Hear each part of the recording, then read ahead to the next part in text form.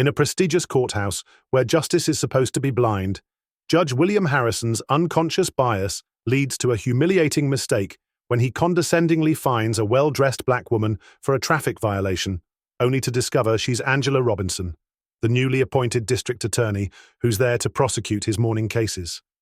As his face flushes with embarrassment and the courtroom falls silent, both realize this moment will change more than just their morning docket. The marble halls of the Jefferson County Courthouse buzzed with the usual morning activity. Judge William Harrison straightened his robes before entering courtroom 3, where a stack of traffic violations and minor infractions awaited his attention. After 20 years on the bench, these morning sessions had become routine, almost mundane. He barely glanced at the well-dressed black woman who hurried through the doors just as his clerk called the court to order. Deputy Marshal Stevens announced, "All rise." The Honorable Judge William Harrison presiding. The shuffle of feet and rustle of papers filled the air as everyone stood. Judge Harrison took his seat, adjusted his reading glasses, and began working through the morning docket. Case number 2024-TR-1142, the clerk announced. The well-dressed woman who had rushed in earlier approached the podium. She wore a tailored navy suit and carried a leather briefcase, but Judge Harrison barely looked up from his papers. Ms. He paused, squinting at the citation. Ms. Angela Robinson. Parking violation and failure to display current registration. How do you plead? Before she could respond, he continued with clear irritation in his voice. And in the future, Ms. Robinson, appropriate attire is expected in my courtroom. This isn't a social gathering.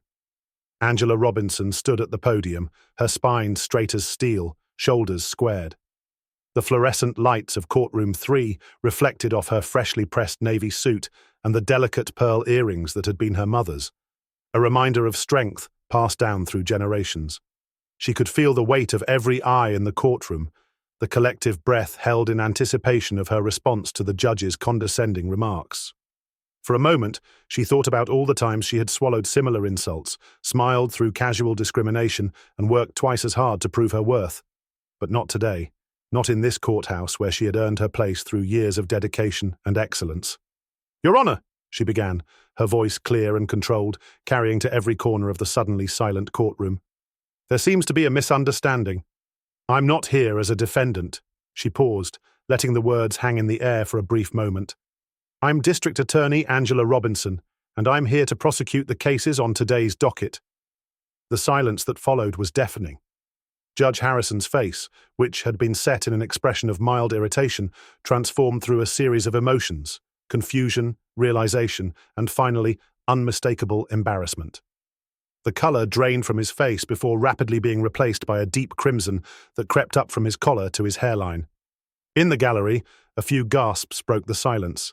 The court reporter's fingers froze over her stenotype machine. The bailiff, who had been standing at his usual post, shifted uncomfortably, his eyes darting between the judge and the DA.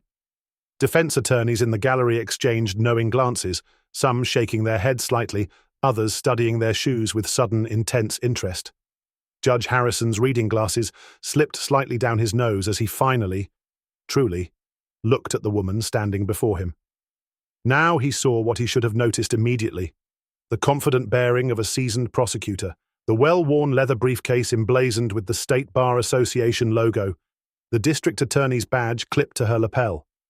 His mind raced back to the newspaper article he had read 6 months ago, announcing her historic appointment as the county's first black female district attorney. He stammered, his usual judicial authority deserting him. I apologize, Madam District Attorney. He trailed off, realizing there was no good way to end that sentence. No explanation would suffice for his automatic assumption that a well-dressed black woman in his courtroom must be a defendant rather than the county's chief prosecutor. Angela maintained her professional demeanor, but her dark eyes held a mixture of emotions: weariness at having to face yet another such assumption, determination to handle the situation with grace, and a certain satisfaction at the judge's discomfort. This was far from the first time she'd been mistaken for someone other than the accomplished attorney she was, but it was perhaps the most public instance. The young law clerk, who had been efficiently organizing files at her desk, had stopped mid-motion. a folder suspended in mid-air. She looked mortified on behalf of her judge, her own cheeks flushing red. The morning calendar, usually a smooth procession of cases, had ground to a halt in this moment of revelation. From the back of the courtroom, a door opened and closed quietly as a few more attorneys entered, immediately sensing the tension in the air. They froze just inside the doorway, understanding they had walked into something significant, but not yet knowing what. Judge Harrison cleared his throat, trying to regain his composure. He straightened his robes, adjusted his glasses, and shuffled the papers before him, small nervous movements that only emphasized his discomfort. The gold nameplate on his bench, usually a symbol of his authority, now seemed to mock him with its prominence. Angela remained at the podium, her posture unchanged, waiting. She had learned long ago that these moments of revelation were opportunities, uncomfortable ones perhaps, but opportunities nonetheless. How Judge Harrison handled the next few minutes would set the tone not just for today's proceedings, but for their future professional interactions. The large clock on the courtroom wall ticked loudly in the silence, each second stretching out painfully. The morning sun streaming through the high windows had created a spotlight effect on the podium where Angela stood, as if the universe itself was highlighting this moment of truth. Finally, Judge Harrison found his voice again. "Madam District Attorney," he said, the formal title carrying the weight of his recognition and respect. "Please accept my sincere apologies for my inappropriate assumptions. Shall we proceed with the day's calendar?" Angela nodded once, professionally and precisely. "Yes, Your Honor, the state is prepared to proceed with the Martinez hearing." She opened her briefcase, removing a meticulously prepared file, her movements deliberate and confident. As she began her presentation, the tension in the courtroom slowly shifted. What had started as a moment of embarrassment was transforming into something else, an awakening perhaps, or at least the beginning of one. The other attorneys in the room, the court staff, and even the members of the public in the gallery seemed to understand they had witnessed something significant. A small but powerful challenge to the unconscious biases that too often pervaded the halls of justice. The heavy silence in courtroom 3 seemed to last an eternity. Judge William Harrison's face had progressed through several shades of red, finally settling on a deep crimson that reached all the way to his ears. His fingers drummed nervously on the bench as he struggled to regain his composure, the sound echoing in the still courtroom. The gold-plated nameplate on his bench, usually a source of pride, now seemed to mock him with its authority. "Ms. Robinson, Madam District Attorney," he finally managed, his voice cracking slightly. "I apologize for my assumption. I was not expecting—" The words hung incomplete in the air, each unspoken syllable making the situation more uncomfortable. The judge's usual commanding presence had evaporated, replaced by a palpable uncertainty that was foreign to everyone who knew him. District Attorney Angela Robinson stood at the podium, her posture perfect and professional. Her hand rested lightly on her leather briefcase, the same expensive briefcase he had failed to notice earlier when making his snap judgment about her appearance.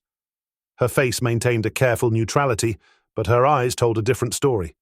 They held the weariness of someone who had faced such assumptions countless times before, alongside a steely determination that suggested this incident wouldn't be brushed aside. "Clearly not, Your Honor," she replied, her voice steady and controlled. The subtle emphasis she placed on his honorific title carried volumes of meaning. "Now, if we could proceed with today's cases, the state is prepared to present evidence in the Martinez hearing." Her professional response offered him a way forward, but didn't absolve him of the moment. Around the courtroom, reactions played out in various forms. The court reporter's fingers had frozen over her stenotype machine, her eyes darting between the judge and the DA. Defense attorneys shifted uncomfortably in their seats, some averting their eyes while others watched with poorly concealed interest. A few exchanged knowing looks, having witnessed similar scenes play out before, though perhaps never quite so dramatically. Deputy Marshal Stevens, who had announced the court session earlier, stood straighter than usual, his discomfort evident in his rigid posture. The judge's clerk, Sarah Martinez, busied herself reorganizing already perfectly arranged files, her cheeks flushed with second-hand embarrassment. In the gallery, members of the public whispered behind raised hands, their murmurs creating a soft undercurrent of sound. Judge Harrison cleared his throat again, reaching for his water glass with a slightly trembling hand. A few drops spilled as he set it down, leaving dark spots on the wood of his bench. "Yes, of course," he said, trying to inject authority back into his voice. "The Martinez hearing. Please proceed, Madam District Attorney." D.A. Robinson opened her briefcase, removing a carefully organized file. As she began her presentation, her voice remained steady and professional, but there was an edge to it, a subtle reminder that while she was moving forward with the day's business, the morning's incident wouldn't be forgotten. The next few cases proceeded with an unusual formality. Judge Harrison's typically relaxed demeanor had been replaced by an almost excessive politeness. He preceded every comment with Madam District Attorney and took extra care weighing each word before speaking. His discomfort manifested in small ways, adjusting his reading glasses more frequently than necessary, repeatedly straightening papers that were already aligned, and taking longer pauses between cases. The other attorneys in the room seemed to pick up on the tension. Defense counsel chose their words with extra care when addressing both the judge and the DA. The usual casual banter between cases had disappeared, replaced by a rigid adherence to procedure that made the morning calendar drag on longer than usual. Court staff moved about their duties with exaggerated care, as if afraid to draw attention to themselves.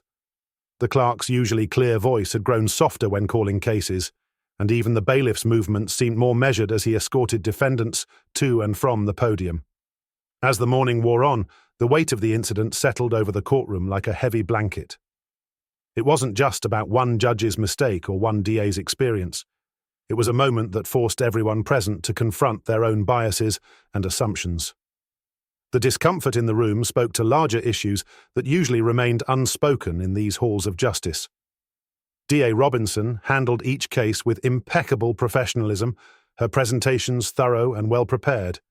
If anything, her work that morning exceeded even her usual high standards, as if determined to leave no room for further assumptions about her capabilities. She maintained eye contact with Judge Harrison throughout each case, neither avoiding the awkwardness nor allowing it to deter her from her duties. The few times their eyes met directly, volumes of unspoken words passed between them. His held embarrassment and regret, while hers carried the weight of countless similar experiences and the responsibility of her position as both a district attorney and a role model for others who would follow in her footsteps. By the time the morning calendar neared its end, the atmosphere in Courtroom 3 had shifted from acute embarrassment to something more contemplative. The incident had forced an uncomfortable mirror up to the daily proceedings of justice, revealing biases that usually lurked beneath the surface of polite professional interactions. As D.A. Robinson packed up her briefcase after the final case, the sound of papers being shuffled and notebooks being closed filled the courtroom. Judge Harrison watched her from the bench, knowing that a simple apology wouldn't be sufficient. This moment would require more reflection, more action, and more change. The aftermath of his mistake would ripple through the courthouse, forcing conversations that were long overdue. Judge William Harrison sat in his chambers during the lunch recess, his usual turkey sandwich lying untouched on the mahogany desk before him. The sandwich, wrapped in wax paper by his wife Linda that morning, was something he normally looked forward to, a small comfort during busy court days. Today, however, the thought of eating made his stomach turn. The wall clock ticked loudly in the silence of his chambers, each second seeming to echo the moment of his mistake from that morning. He loosened his bow tie slightly and leaned back in his leather chair, the familiar creaking sound providing little of its usual comfort. His eyes drifted to the wall of photographs that chronicled his 20-year career on the bench, his swearing-in ceremony, various charity functions, legal community awards. In each image, he projected the very picture of judicial wisdom and fairness. "Some paragon of justice you turned out to be," he muttered to himself, running a hand over his face. The morning's incident played on repeat in his mind, each replay revealing new layers of his prejudice that he had never before acknowledged. He could still see D.A. Robinson's face, her dignified response to his thoughtless assumption. What struck him most now in retrospect was not just her grace under pressure, but the fact that she seemed unsurprised by his behavior, as if such assumptions were something she faced regularly. His desktop computer showed several unread emails, including one about an upcoming judicial conference on modern courtroom management. He had always prided himself on running an efficient courtroom, but now he wondered how many other times his efficiency had been colored by unconscious biases. How many defendants had he judged not just by their actions, but by their appearance? How many attorneys had he subtly dismissed or underestimated? A gentle knock on his chamber door interrupted his thoughts. "Come in," he called out, straightening in his chair. His clerk, Sarah Martinez, entered with a stack of afternoon files. "Sir," she said carefully, "District Attorney Robinson asked if you had a moment to speak privately." She placed the files on his desk, her movements deliberate and careful, as if handling fragile objects. Harrison felt his chest tighten. "Did she seem angry?" he asked, hating how small his voice sounded. Sarah paused, choosing her words carefully. "No, Your Honor. She seemed professional. As always." The slight emphasis on the last two words wasn't lost on him. He nodded, straightening his tie. "Please let her know I'm available now if she wishes." As Sarah turned to leave, he added, "And Sarah? Thank you for your discretion this morning." Left alone again, Harrison stood and walked to his window, looking out over the courthouse square. Below, people of all backgrounds moved about their day. Attorneys hustling between meetings, defendants arriving for their hearings, families supporting their loved ones through difficult times. He had always viewed this courthouse as a beacon of justice, but today it felt more like a mirror reflecting the inequities he had been too comfortable to notice. His eyes fell on his law school diploma, hanging prominently on the wall. He remembered the day he received it, full of idealistic notions about blind justice and equality under the law.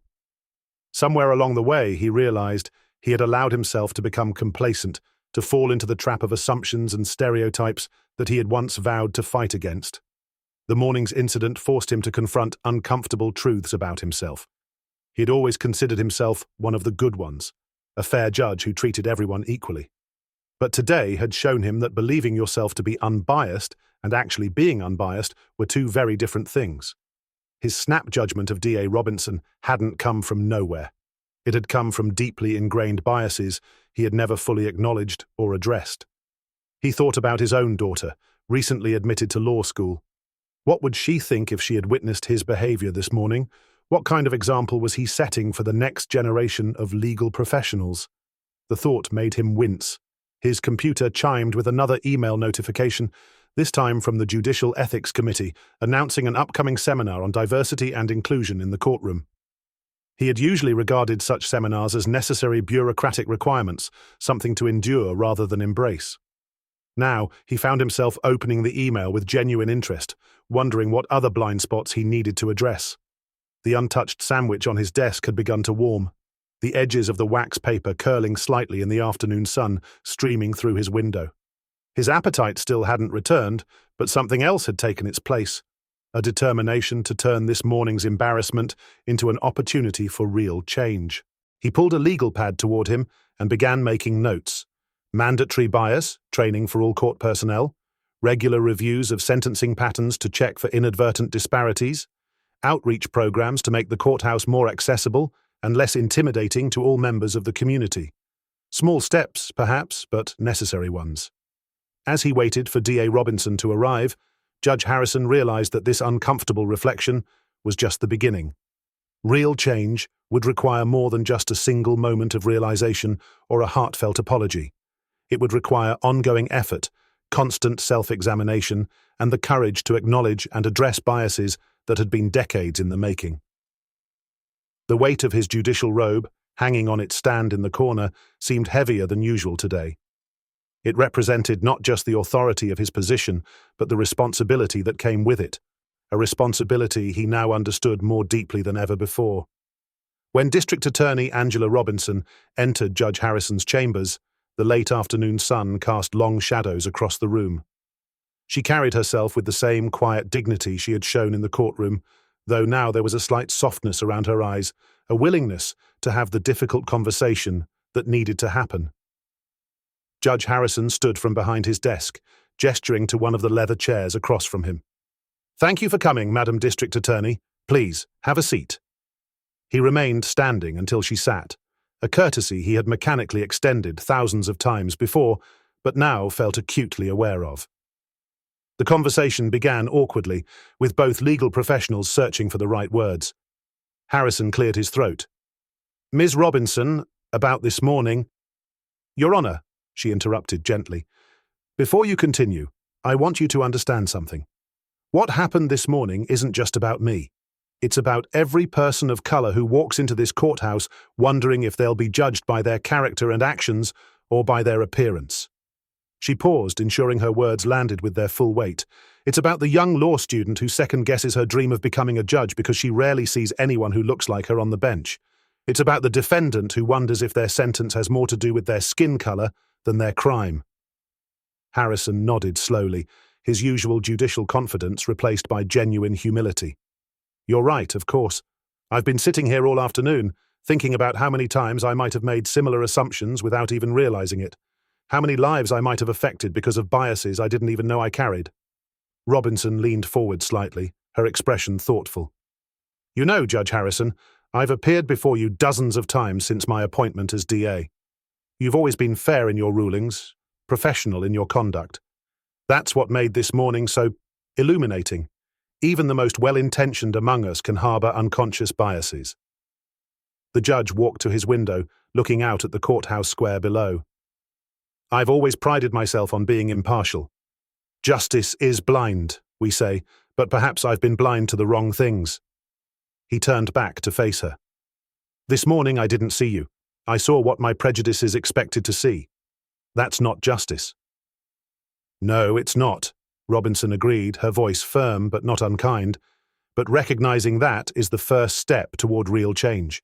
You know, when I was appointed DA, some people suggested I should straighten my hair, tone down my appearance to make others more comfortable.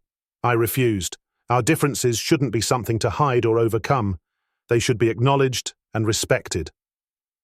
Harrison returned to his seat, leaning forward with genuine interest. "I want to do better, not just personally, but institutionally. I'm thinking about implementing some changes. Mandatory bias training for all court personnel, regular reviews of sentencing patterns, community outreach programs. But I'd value your input. What else should we be doing?" Robinson's expression brightened with cautious optimism. "Those are good starts. I'd also suggest mentorship programs for minority law students, diversity initiatives in jury selection processes, and perhaps regular forums where community members can discuss their experiences with the justice system openly and honestly." "Yes, to all of that," Harrison agreed eagerly, "and I'd like you to be part of implementing these changes. Your perspective would be invaluable." "I appreciate that, Your Honor," Robinson replied, a small smile playing at her corners of her mouth. "But remember, this isn't about making you feel better or absolving anyone's guilt. It's about making real lasting changes to a system that often fails to see people as people first." Harrison nodded solemnly. "I understand. This morning was educational, to say the least, and while I'm deeply sorry for my behavior, I'm grateful for the wake-up call it provided." He paused, considering his next words carefully. "You could have filed a complaint, made a public issue of it. Instead, you're here, having this conversation. Thank you for that." "Sometimes," Robinson said, standing and smoothing her suit jacket, "the most powerful response to prejudice is simply refusing to let it diminish you. But that doesn't mean we don't address it, confront it, and work to change it." She extended her hand across the desk. "I look forward to working with you on these initiatives, Judge Harrison." As they shook hands, both understood that this conversation was just the beginning. The incident that morning had cracked open a door that couldn't be closed again, nor should it be. Real change would require ongoing effort, uncomfortable conversations, and constant vigilance against the kind of unconscious bias that had sparked this whole situation. "I'll have my clerk start gathering resources for these initiatives first thing tomorrow," Harrison said as he walked her to the door. "And, Madame District Attorney, thank you for helping me see more clearly today." Robinson paused at the doorway, turning back with a knowing look. "Justice may be blind, Your Honor, but we, as its servants, must learn to see each other fully and fairly." With that, she left, her footsteps echoing down the marble hallway. Judge Harrison returned to his desk, pulling out a fresh legal pad. There was work to be done, change to be initiated, and he was ready to begin. The afternoon sun continued its slow descent, casting different shadows now, shadows that seemed to point toward a new direction, a better way forward.